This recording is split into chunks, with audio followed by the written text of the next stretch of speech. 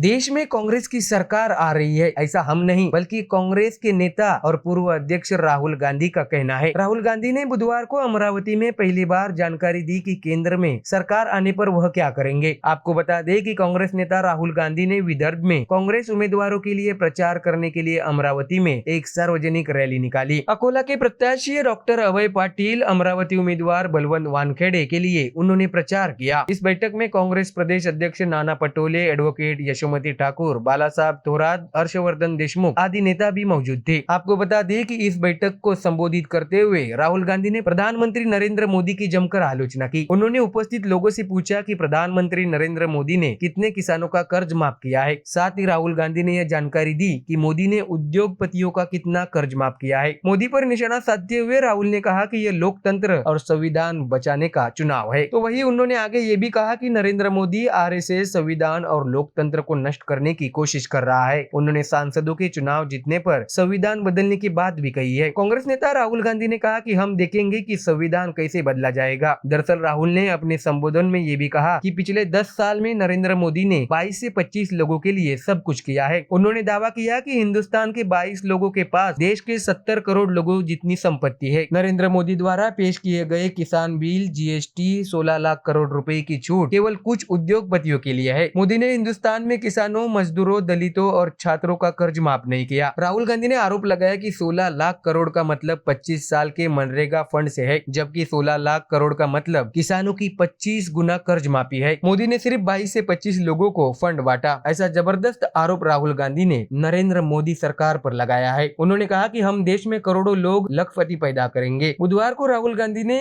इस बात की जानकारी दी कि कांग्रेस पार्टी की सरकार कैसे करोड़ों लखपति बनाएगी। हम महालक्ष्मी योजना में हर गरीब परिवार की सूची तैयार करेंगे। हम हर साल एक गरीब परिवार की महिला के बैंक खाते में सीधे 1 लाख रुपए जमा करने जा रहे हैं। राहुल गांधी ने कहा कि 8,500 प्रतिमाह करोड़ों महिलाओं के खाते में ठकाठक प्रति वर्ष 1 लाख रुपए दिए जाएंगे। तो देखा आपने, बीजेपी की केंद्र में सरकार आती देख कांग्रेस नेता राहुल गांधी ने बड़े बड़े वादे करने शुरू कर दिए हैं। ऐसे में क्या उनके इन वादों का असर वोट करते समय दिखेगा, ये आने वाले चुनाव नतीजों के बाद स्पष्ट हो जाएगा। दोस्तों, लोकसभा चुनाव के महासंग्राम के बीच उत्तर प्रदेश में एक बड़ा राजनीतिक घटनाक्रम सामने आया है। समाजवादी पार्टी ने 2 दिन के भीतर कन्नौज लोकसभा क्षेत्र से उम्मीदवार बदलने का फैसला किया है। बिहार के पूर्व मुख्यमंत्री लालू प्रसाद यादव के दामाद का पत्ता कट कर दिया गया है। उनकी जगह सपा अध्यक्ष अखिलेश यादव खुद उम्मीदवार बनने जा रहे हैं। ऐसे में इस चुनाव का रंग अब और चढ़ने वाला है। आपको बता दें कि 2 दिन पहले ही कन्नौज लोकसभा क्षेत्र से लालू प्रसाद यादव के दामाद तेज प्रताप यादव की उम्मीदवारी की घोषणा की गई थी। हालांकि स्थानीय पदाधिकारियों ने इस पर खुलकर नाराजगी जाहिर की। तो वही इसके बाद अखिलेश यादव ने कार्यकर्ताओं से 24 घंटे के अंदर फैसला लेने का वादा किया था। इसके बाद आज जानकारी सामने आई है कि यादव की उम्मीदवारी रद्द कर दी गई है। दरअसल समाजवादी पार्टी नेता रामगोपाल यादव ने इसकी जानकारी दी है। अखिलेश यादव कन्नौज से अकेले उम्मीदवार होंगे। उन्होंने ये भी कहा कि वह दोपहर 12 बजे नामांकन पत्र दाखिल करेंगे। तो अब कन्नौज सहित उत्तर प्रदेश में लोकसभा चुनाव का माहौल काफी गर्म हो गया है। कन्नौज लोकसभा क्षेत्र में मौजूदा सांसद बीजेपी के हैं। पिछले चुनाव में बीजेपी ने अखिलेश की पत्नी डिंपल यादव को हराया था। तो वही 2014 में डिंपल यादव ने इस सीट से जीत हासिल की थी। इस सीट पर 1998 से लगातार समाजवादी पार्टी के उम्मीदवार जीतते आ रहे हैं। केवल 2019 का चुनाव एक अपवाद था कि सपा को इस सीट पर हार का मुंह देखना पड़ा था। आपको बता दें कि खुद अखिलेश 3 बार, डिंपल यादव 2 बार और मुलायम सिंह यादव 1 बार कन्नौज से सांसद रह चुके हैं। आपको बता दें कि बीजेपी के सुब्रत पाठक मौजूदा सांसद है। इस बार भी उन्हें दोबारा नॉमिनेट किया गया है। तो वही अखिलेश के मैदान में उतरने से अब कन्नौज एक हाई प्रोफाइल सीट बनने जा रही है। दरअसल 2 दिन पहले ही तेज प्रताप यादव की उम्मीदवारी की घोषणा की थी। आपको बता दें कि तेज प्रताप यादव लालू प्रसाद यादव के दामाद है, जबकि मुलायम सिंह यादव के भाई के बेटी के वे बेटे हैं और अखिलेश के भतीजे हैं। हालांकि उनके लिए उम्मीदवारी की घोषणा होने के बाद स्थानीय पदाधिकारियों ने उनकी उम्मीदवारी का विरोध किया था। आपको बता दें कि तेज प्रताप एक बार मैनपुरी लोकसभा क्षेत्र का भी प्रतिनिधित्व कर चुके हैं। हालांकि अब इस सीट से डिंपल यादव को उम्मीदवार बनाया गया है। ऐसे में साफ है कि लालू के दामाद तेज प्रताप इस बार चुनाव मैदान में नहीं होंगे। तो देखा आपने, लालू अखिलेश के रिश्तों में अब खटाव आने की संभावना है। अब देखना होगा कि अखिलेश के मैदान में उतरने से बीजेपी इस सीट पर और कितना जोर लगाती है। लोकसभा चुनाव के दूसरे चरण में 13 राज्यों की 88 लोकसभा सीटों पर शुक्रवार को मतदान होने जा रहा है। इस चरण में उत्तर प्रदेश और महाराष्ट्र की 8-8 सीटों और बिहार की 5 सीटों पर मतदान होगा। तो वही केरल की सभी 20 सीटें, कर्नाटक की 14, राजस्थान की 13, मध्य प्रदेश की 6, असम की 5, पश्चिम बंगाल और छत्तीसगढ़ की 3-3, मणिपुर, त्रिपुरा और जम्मू कश्मीर के केंद्र शासित प्रदेश में एक एक सीट पर दूसरे चरण का मतदान होने जा रहा है। इस चरण में कांग्रेस के पूर्व अध्यक्ष राहुल गांधी से लेकर लोकसभा अध्यक्ष ओम बिरला तक कई दिग्गजों की प्रतिष्ठा दांव पर लगी है। तो वही महाराष्ट्र के बुल्डाना, अकोला, अमरावती, वर्धा, यवतमाल, वाशिम, हिंगोली, नांदेड़ और परभनी लोकसभा सीटों पर शुक्रवार 26 अप्रैल को मतदान होने जा रहा है। आपको बता दें कि कल केंद्रीय मंत्री अमित शाह की सभा अमरावती में हुई थी, जबकि कांग्रेस नेता राहुल गांधी की सभा सोलापुर में हुई। आपको बता दें कि दूसरे चरण में जिन 88 सीटों पर मतदान होना है, उनमें से कुछ सीटें कुछ खास राजनीतिक घटनाओं के कारण चर्चा में बनी हुई है, जबकि कुछ बड़े नेता चुनाव लड़ रहे हैं और मुकाबला हाई वोल्टेज है। इसके चलते प्रशासन की ओर से दूसरे चरण की तैयारी की जा रही है। अब बात करते हैं वो कौन सी सीटें हैं जो ज्यादा चर्चा में बनी हुई है। इसमें पहला नाम आता है आउटर मणिपुर। हिंसा से चर्चित मणिपुर की आउटर मणिपुर सीट पर दूसरे चरण का मतदान 26 अप्रैल को होने जा रहा है। तो वही वायनाड, जहां राहुल गांधी केरल के वायनाड से चुनाव लड़ रहे हैं। इस सीट से लेफ्ट ने एनी राजा और बीजेपी ने के सुरेंद्रन को उम्मीदवार बनाया है। इसके बाद कोटा, जहां लोकसभा अध्यक्ष ओम बिरला बीजेपी के टिकट पर कोटा सीट से चुनाव लड़ रहे हैं। कांग्रेस ने ओम बिरला के सामने बीजेपी को पछाड़कर कांग्रेस में